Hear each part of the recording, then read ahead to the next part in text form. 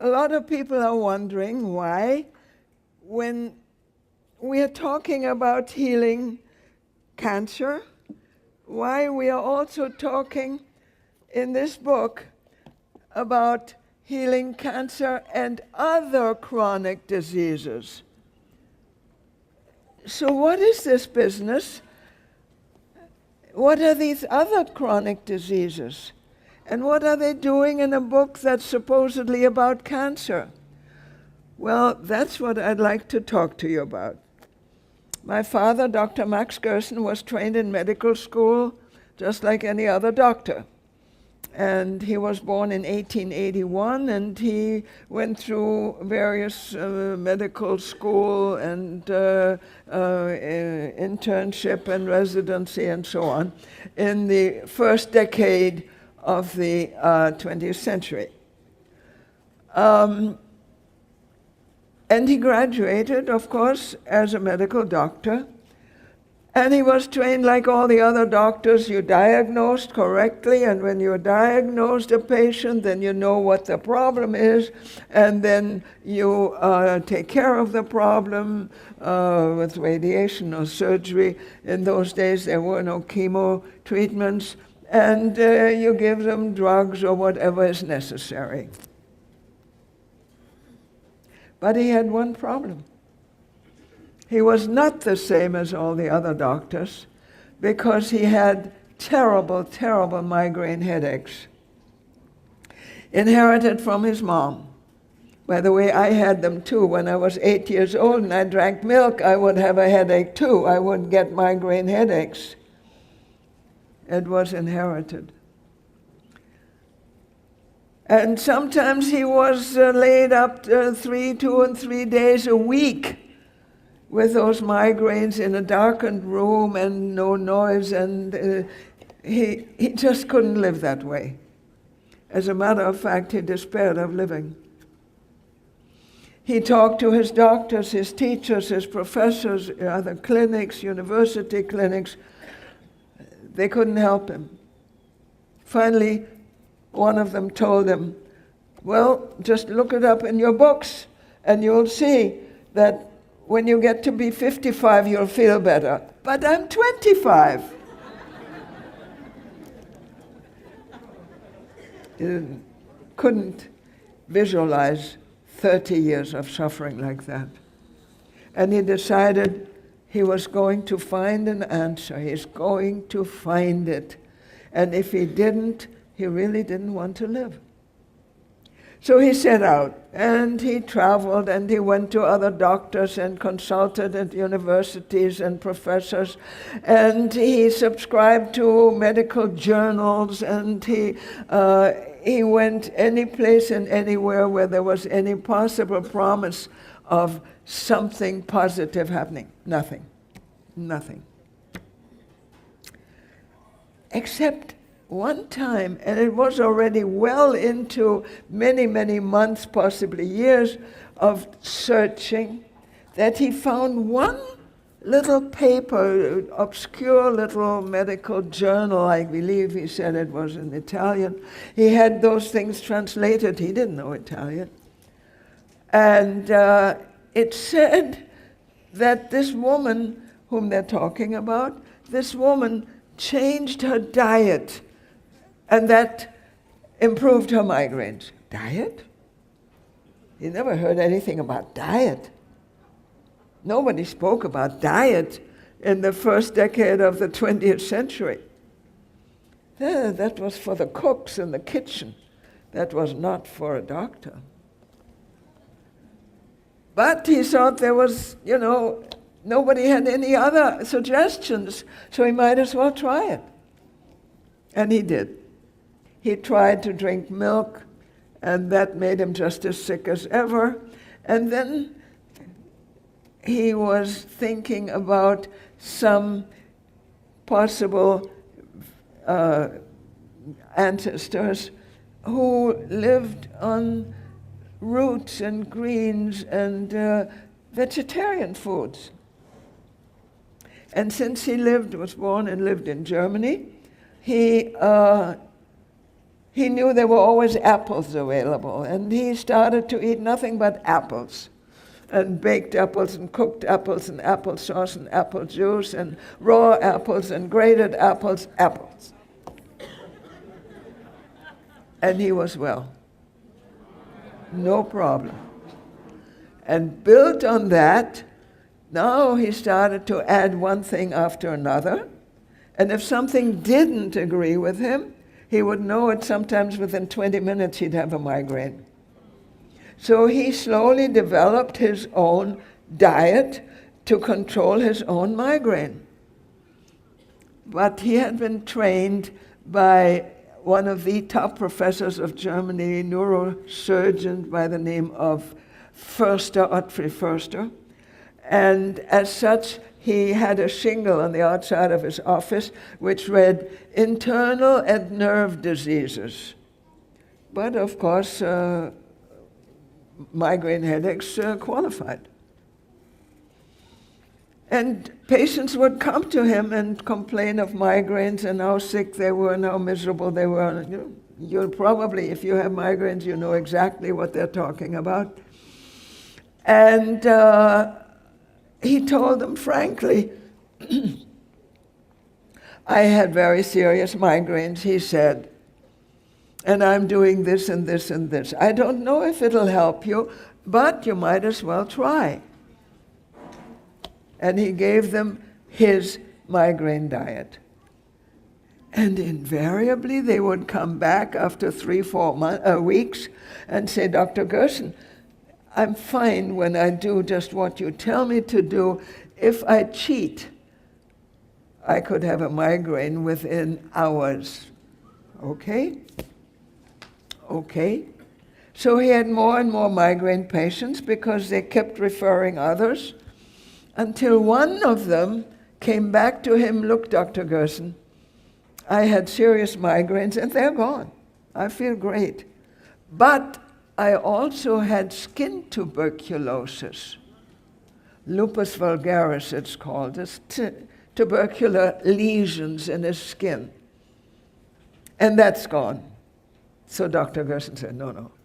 That's an incurable disease. It must have been something else. But the guy pulled a paper out of his pocket, and sure enough, the lesions he had on his arms and on his face, I remember when I was a kid, maybe 6, 7, 8 years old, I saw some of these skin tuberculosis patients coming into my father's office with the tip of their noses missing or an ear missing, and I was much impressed as a child.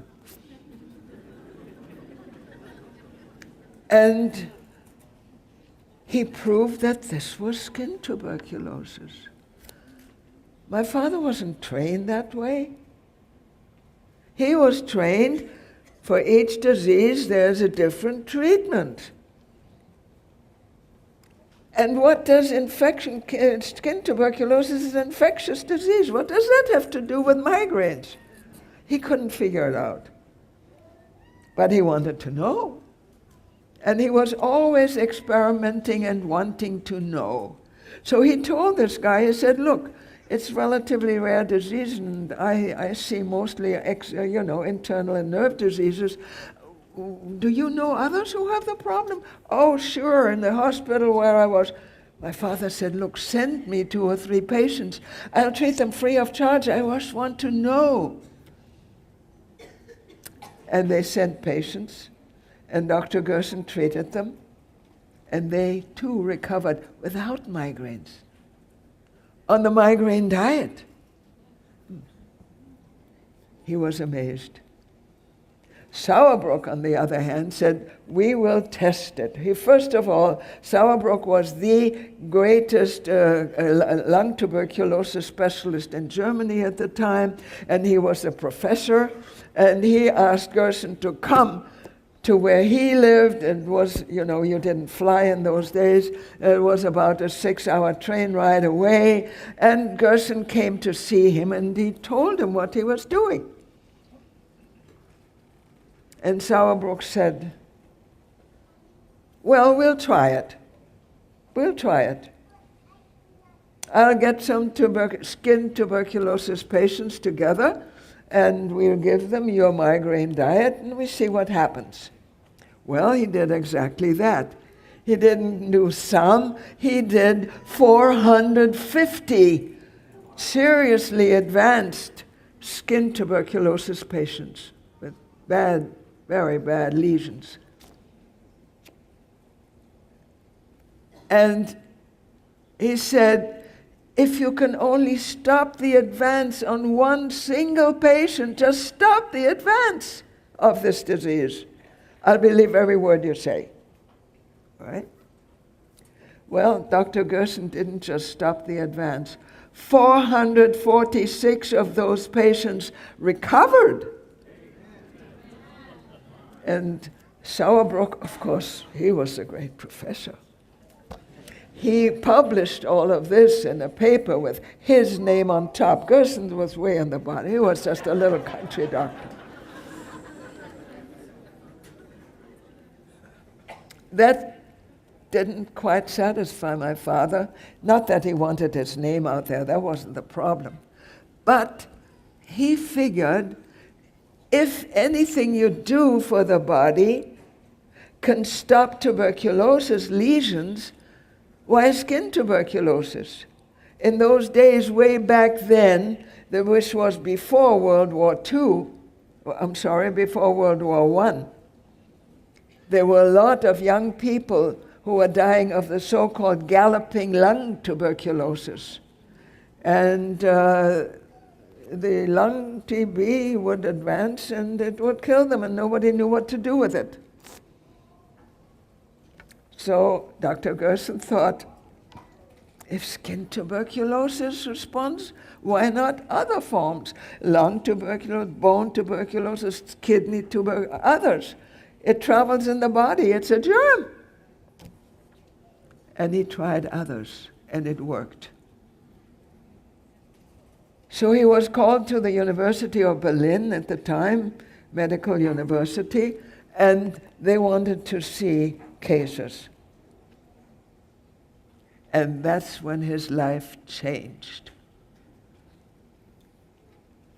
They had cases of lung tuberculosis, some with and without other problems, asthma or allergies or high blood pressure or something else. Others had kidney tuberculosis and they had other problems. And to his great surprise, Dr. Gerson found that it wasn't just the tuberculosis that responded to this migraine diet. The other problems also disappeared. The allergies disappeared, the arthritis disappeared, the high blood pressure disappeared. He couldn't understand it. But that's where he parted company with orthodox medicine. He understood that he was no longer treating a disease. He was now helping the body, treating the body, restoring it so that it was capable of healing itself, not of one disease, but of whatever ailed it could now respond. Because he was restoring and rebuilding what the body normally does when it's healthy. You know, when you're healthy and normal, God forbid you fall, you break something, it heals. Or you get a cold and a flu and you get a fever and it heals. And other things, they heal. Your body is equipped with a healing mechanism until such a time when you do no longer properly nourish it, and the healing mechanism weakens and finally disappears. That's when a serious disease appears. And it doesn't absolutely matter at all what you call this disease. Because once it's called chronic degenerative, chronic absolutely means that it's incurable. Chronic disease, by definition, is incurable. And Dr. Gerson had just proved to his own satisfaction and to the satisfaction of the doctors at the University of Berlin, he had just proven that there really is no chronic degenerative incurable disease. They were all curable. As it turned out later, almost all. There are certain tissues in the body that simply cannot heal, the central nervous system mainly. But that's a different chapter. Now, knowing now what he had found out, that with the right diet, and this diet was a migraine diet, his own migraine diet, he could help the body heal of whatever disease. Okay? Now, what was this migraine diet? Vegetarian. In those days was organic. There was nothing but organic. Salt-free. He found out that sodium changes the whole body biochemistry to a point where it no longer functions correctly. By the way, I'm sure most of you have heard doctors and nurses and nutritionists say, well, the body needs so and so much sodium a day. Some say 2 grams and some say 5 grams, and at one point it was more than that, and then sometimes it's less, but the body needs sodium, right? I'm sure most of you have heard it. It might interest you that I was born into a salt-free home. My father had to eat salt-free to keep from getting migraines, which means, especially nowadays, that any food that's canned or jarred or pickled or preserved or in a bottle or in a bag or whatever it is has salt added. Everything. So how come I'm alive? I don't eat those things. Absolutely refuse. I was flying today. I was coming from San Diego, and I'd had my breakfast at 8:30, and I was still flying till 1 o'clock, and I had brought along some vegetarian, some organic fresh fruit. I was surprised they let me take it through security. So the guy next to me with a great big belly and didn't look very well, he was getting the handouts from the stewardess, and they were salted peanuts. And he offered them kindly to me. I said, no, thank you. I was happily chewing on my organic, vegetarian, fresh, living nectarine. So I refused. To his great surprise, I refused the salted peanuts. Okay? But I think that the American public is still so brainwashed that when a doctor tells you you need sodium, firstly you believe it, but that's already a mistake. Much worse mistake. The doctor tells you, oh, well, you know, you don't look real healthy. What you need more protein. When you hear you need more protein, what are you thinking of? Meat, fish, cheese, chicken, eggs, right? Mistake, wrong, totally wrong. I don't eat those things. Sometimes our patients in Mexico, when they were starting to recover from terminal cancer, they say, well, where am I getting my proteins? I've heard that question so often. I got tired of it. And when I get tired, I get nasty. I ask them back, instead of giving them a nice, straightforward answer, I ask them back, can you think of the biggest, strongest land animal that's living here on this earth with us? The biggest and strongest ones? Would you agree elephants? Or maybe beef, big cows, and some of those animals, aren't they big and strong? Yes. So where are they getting their protein? Where does the cow get it? It gives birth to a great big baby and gives milk for the baby. Milk? It's fine for the baby. It's not fine for people. Okay, so where does the cow get the protein? Grass? You told me, I tell them. You told me. But you're right.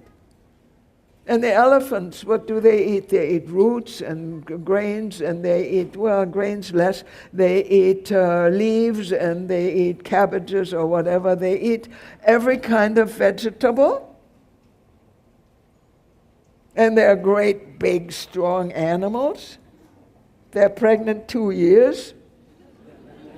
And they give live babies, great big ones, that are ready to walk.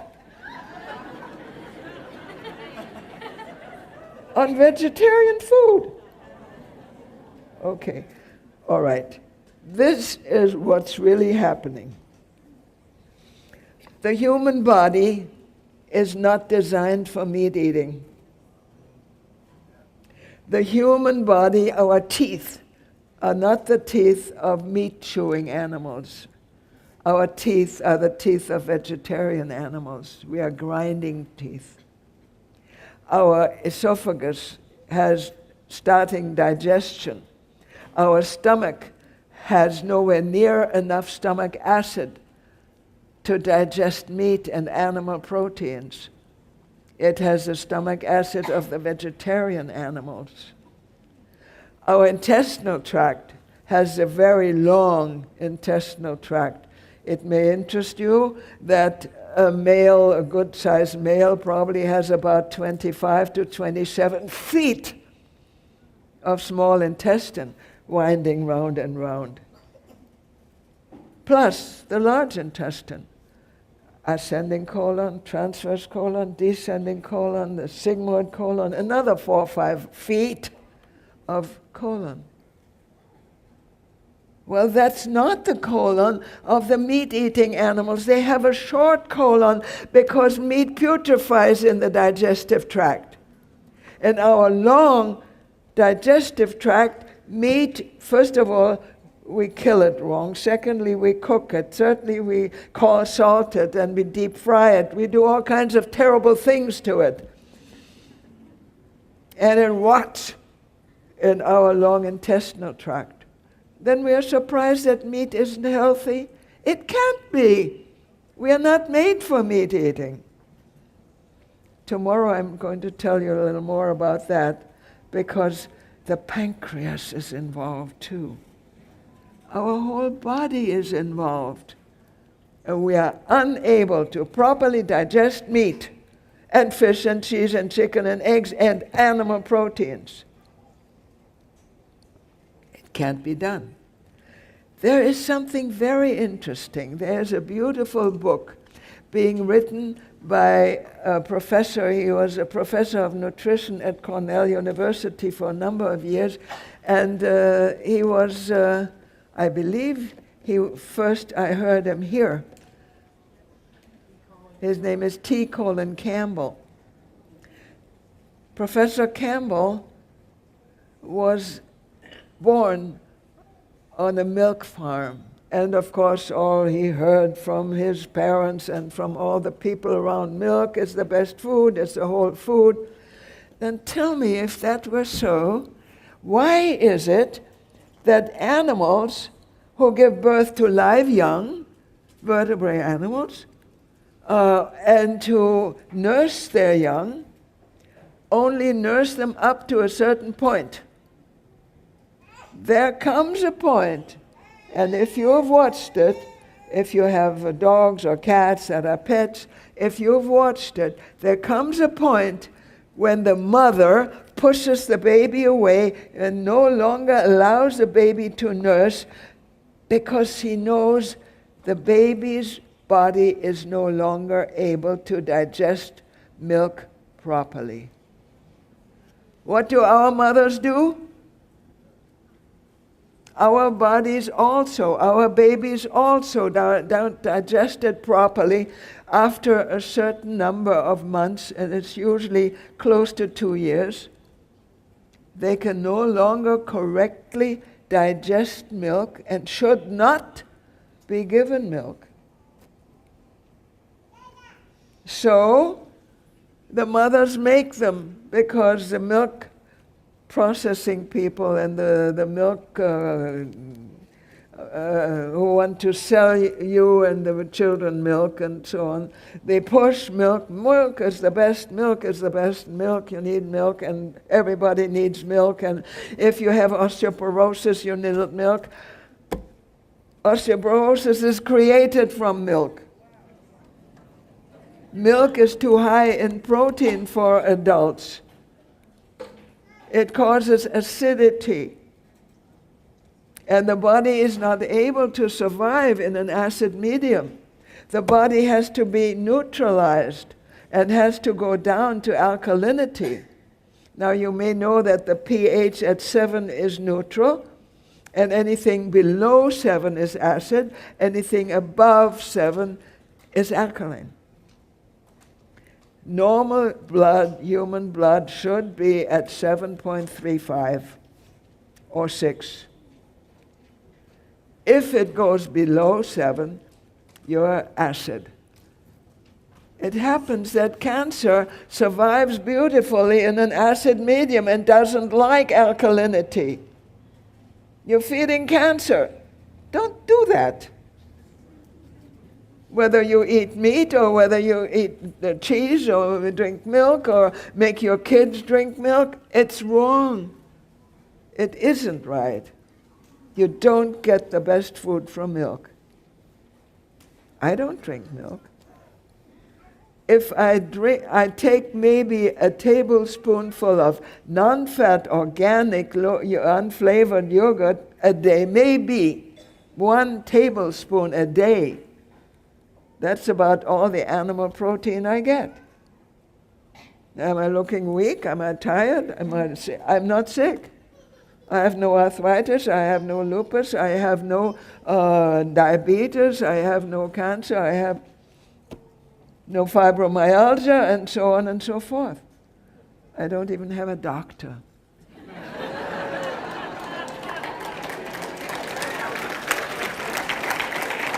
Okay. Okay. All right. So there's the right way and the wrong way. And once people understand that the right way for the human body is vegetarian and organic and salt-free, and that's the same for cancer treatment. What do you think we do for cancer patients in Mexico?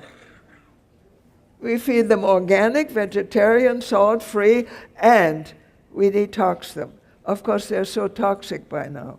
Now, how do you get toxic?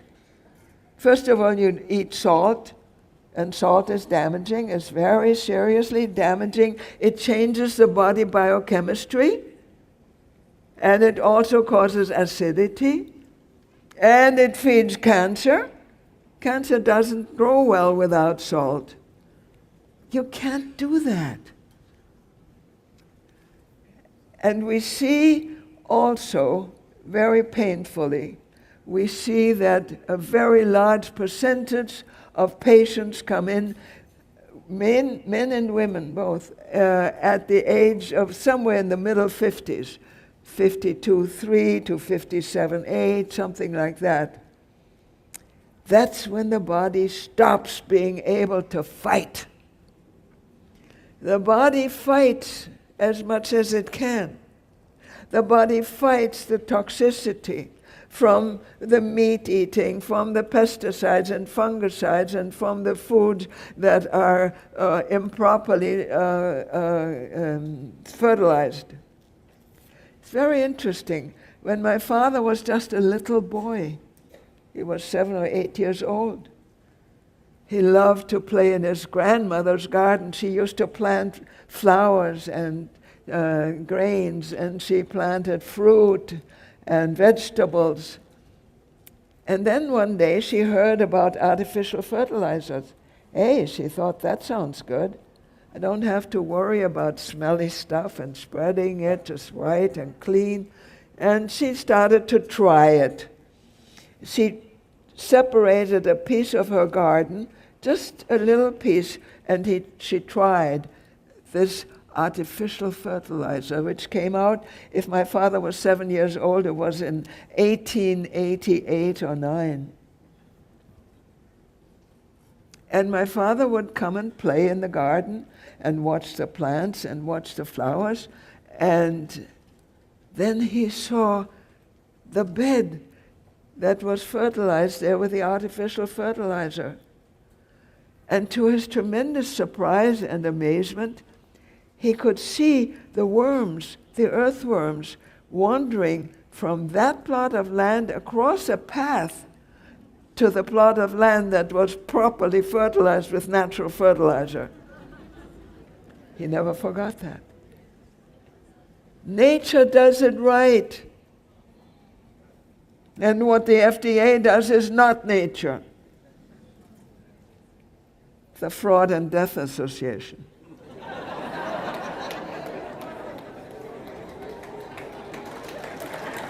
Okay. They're being paid, very thoroughly paid, from Monsanto on down.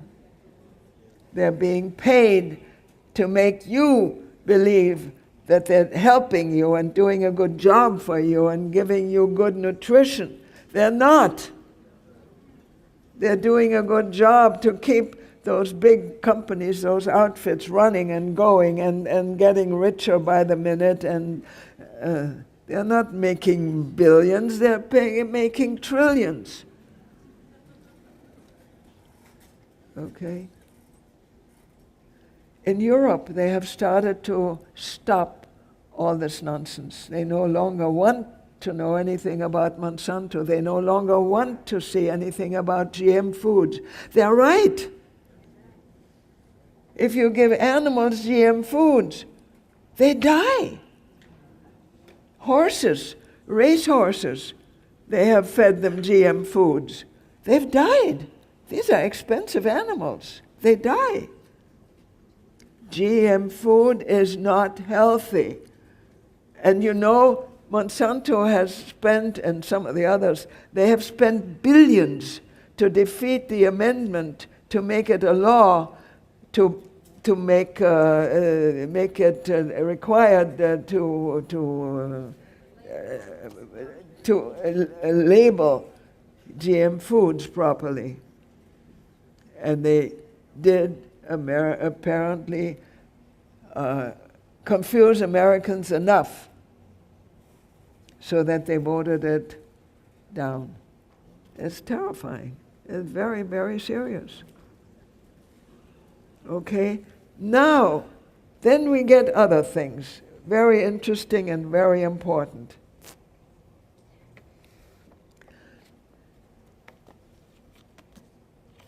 In general, we get people who ask a question, and the question is, have you cured my kind of disease before? That's a very difficult thing to answer. We have treated and cured an amazing number of diseases, columns and columns of it, but not all. Then comes somebody like this. A little boy is born with a strange kind of situation, a disease. From the day he is born, literally, he would nurse. He was nursing. And he would vomit 1/3 to 2/3 of his food. And no matter what they fed him, he vomited up to 2/3 of his food. And of course he couldn't grow properly. He was emaciated. That's from a tiny baby. And the parents took him to doctors and professors and teachers and nutritionists and everything. Nobody knew what to do with him, except they finally found a name. Now, isn't that wonderful? I don't expect you to remember it or even pronounce it. Eosinophilic esophagitis, it's called. Big deal. Now you know the name. Isn't that wonderful? But the kid was still not helped. So finally, the doctor sent him home and said there's nothing more they can do for him. They didn't do anything for him. They couldn't do anything for him, which made it easy to use an alternative treatment. Otherwise, if you have a baby at home and it's diagnosed with cancer and the doctor says, okay, next Tuesday we start chemo, bring him in, and you say, but I don't want chemo, they can put you in jail and take the child away from you. And they've done it. I've seen it. But the doctor sent him home. They can't do it with this baby. He's now 4 years old and still can't eat correctly, can't eat properly, can't eat enough, can't eat right. He starts the Gerson therapy. No milk? Do you know, would you believe that carrot juice made from fresh, organic, vegetarian, organic carrots has about the same amount of protein as mother's milk? Did you know that? Anybody tell you that? Nobody. So when the patients ask us, where do we get our protein? It's very easy to answer, from your carrot juice. And how many glasses? They get 6 or 8 glasses of carrot juice a day, plus green juice. They get lots and lots of juice, which not only has protein, it has enzymes, minerals, vitamins, it has all the nutrients that your defense system needs. Because you have a defense system. But your defense system being your hormone system, your mineral balances, your thyroid and your hormone balances, and your essential organs like the liver and the pancreas and the lungs and the brain, etc., etc. They all work together toward your healing mechanism. And when they work, there's no way you can be ill. It's impossible. You cannot be sick if your defenses work. And those are your defenses. And they're not animal protein, and they're not steak and shrimps and eggs. And as a matter of fact, I have some things here that are particularly intelligent and interesting. It came out only a few months ago.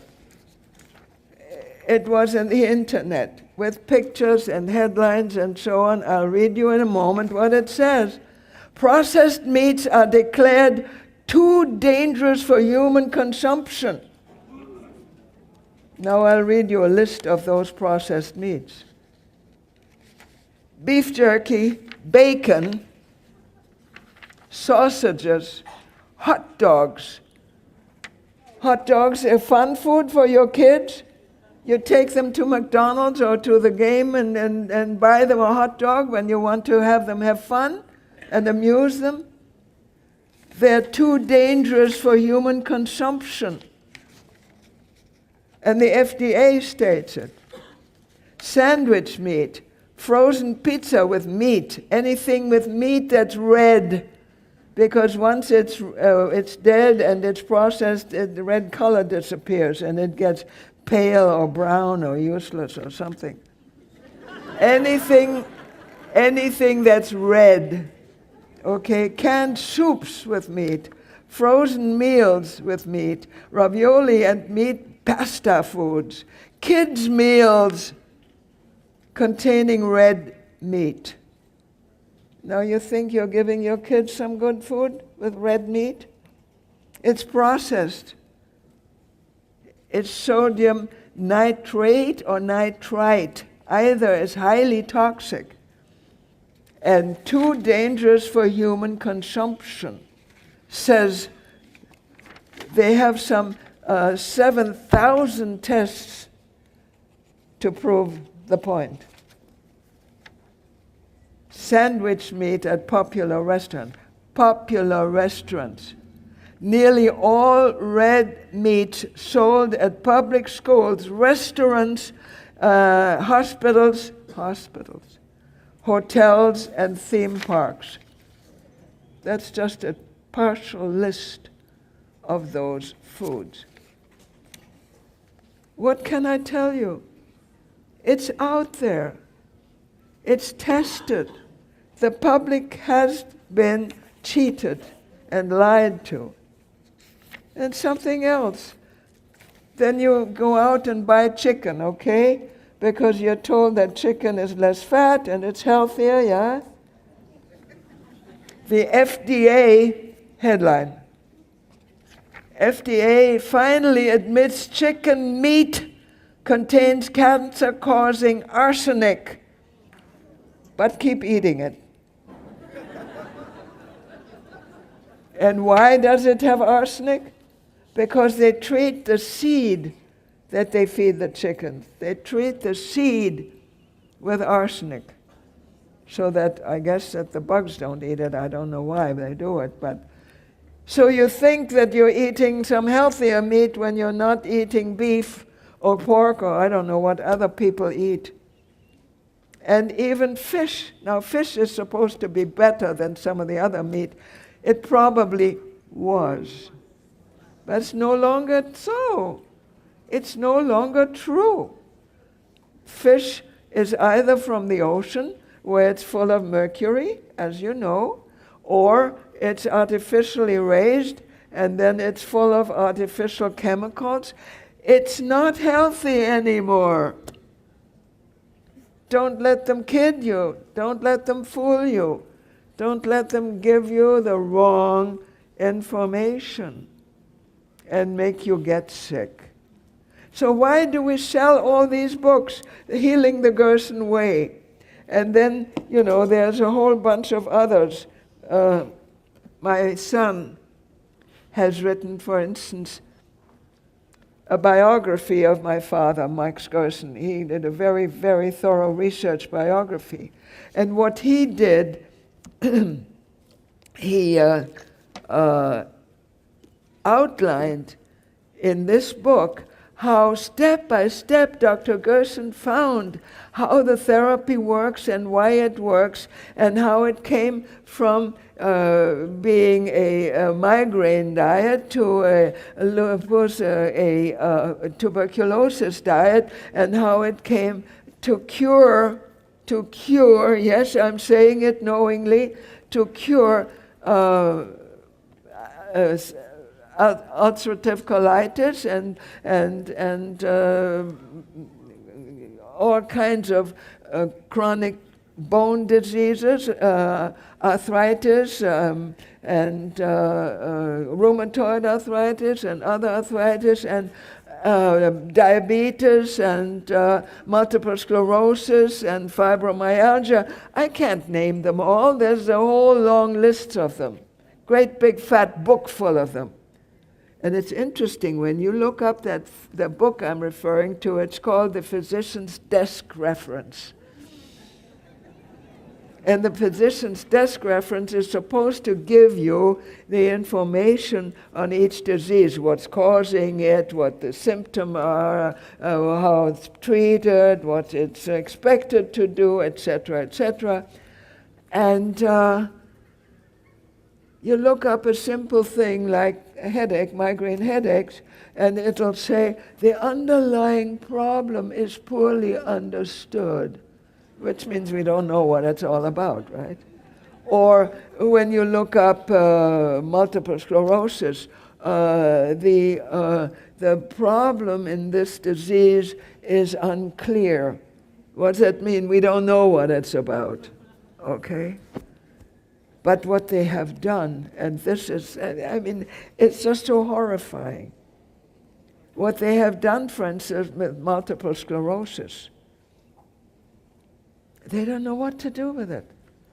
They don't understand what it is. They don't understand how it comes, how and why it disturbs the myelin sheath around the nerves, which is what it does.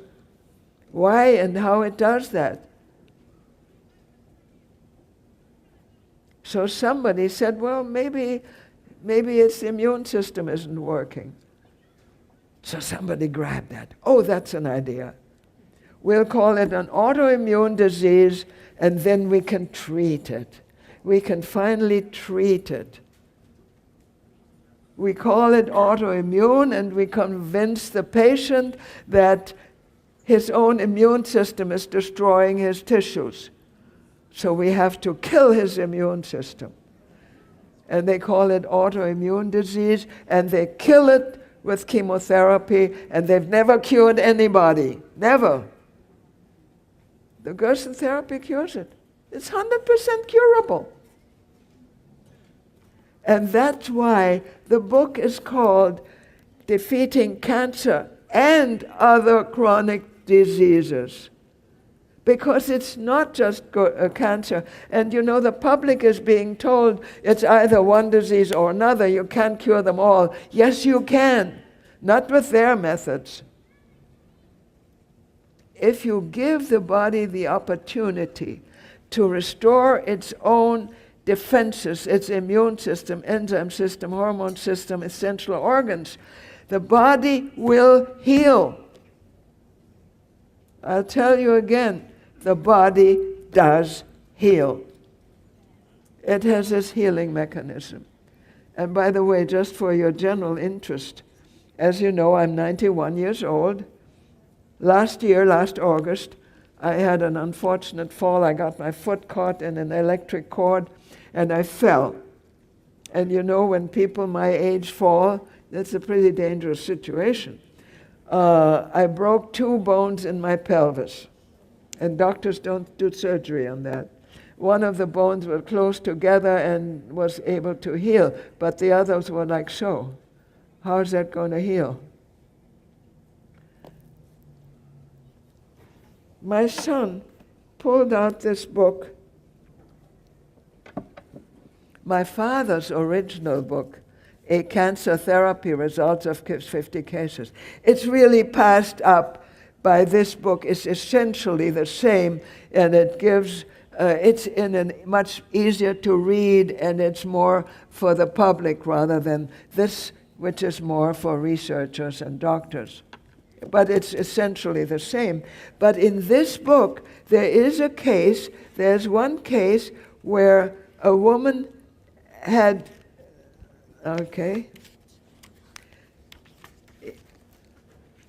bone cancer that had broken her bones, her leg bones, obviously, and they had to put a metal rod in here with screws all over, just to hold it in place. It wouldn't heal. She had it 20 years. It didn't heal, of course.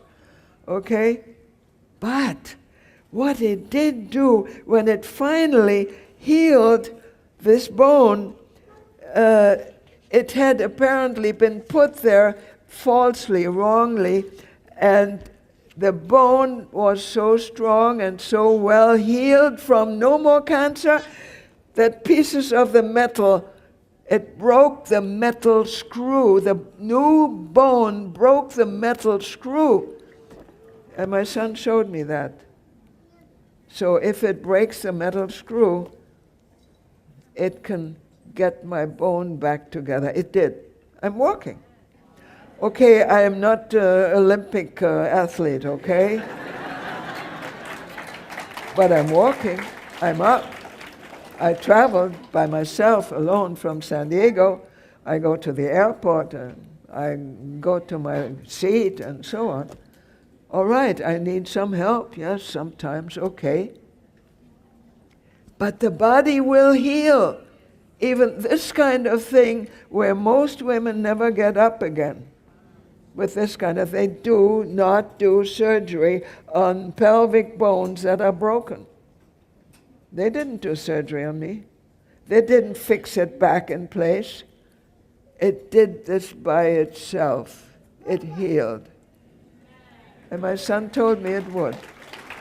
He's right. Okay?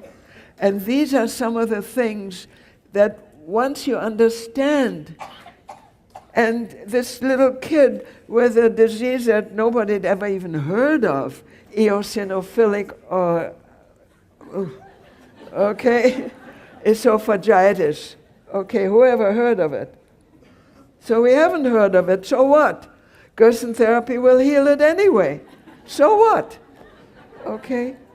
Now what's the problem? Okay?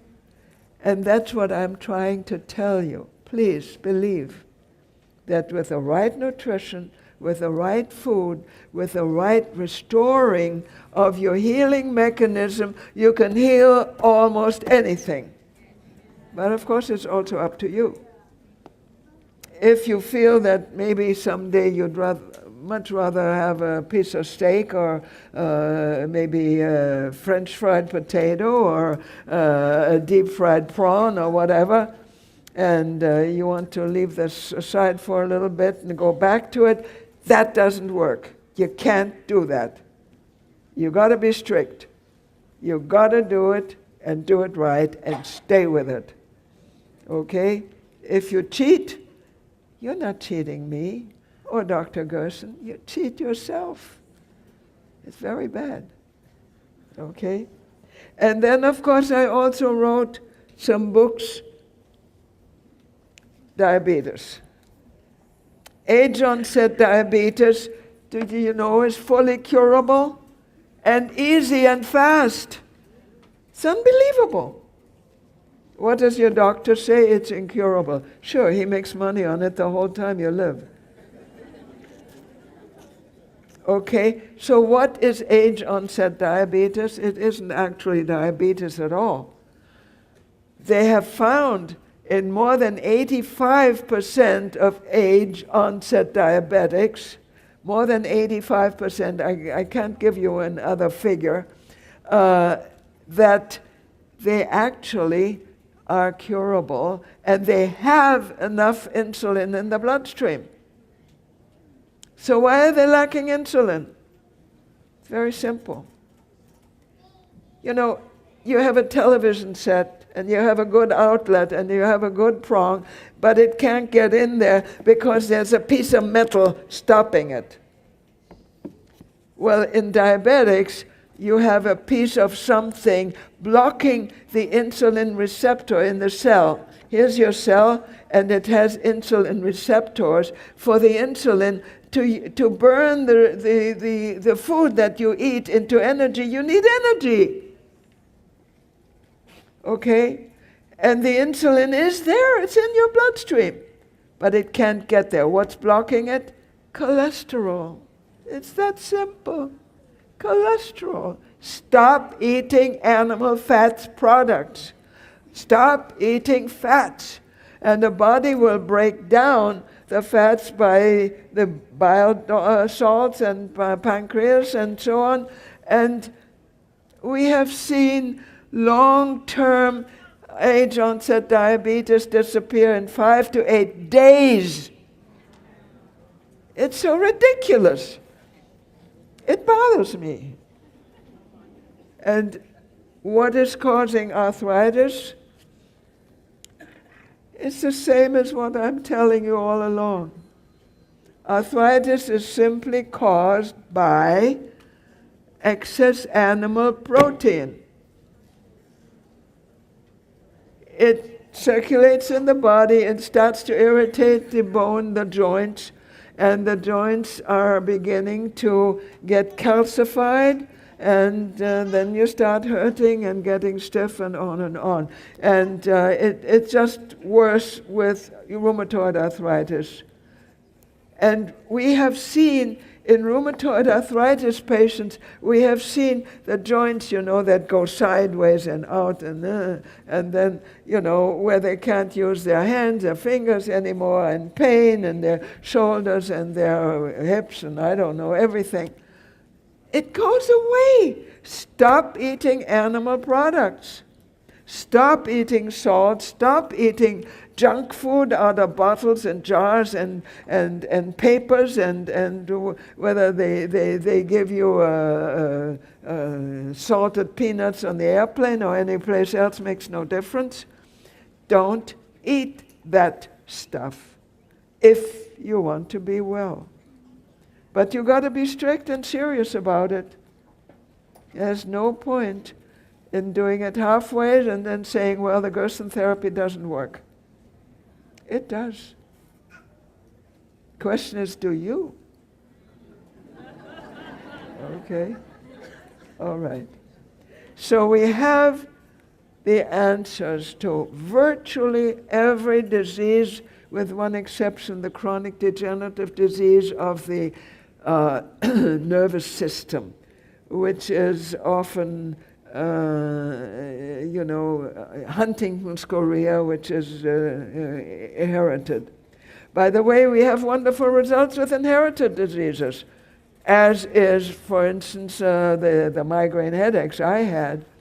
But we have a patient who has, I have to look that one up.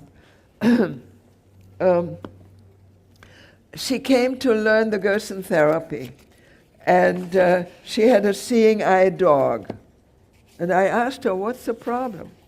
And she said she has an inherited disease, by the retinitis, name of retinitis pigmentosa.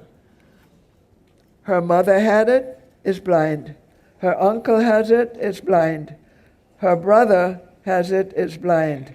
She has 4% of her vision left when she came to us. I told her what to do. It's very simple. Carrot juice. Stop the salt. Oh, my mother uses a lot of salt. She is Oriental and she uses a lot of salt. Stop it!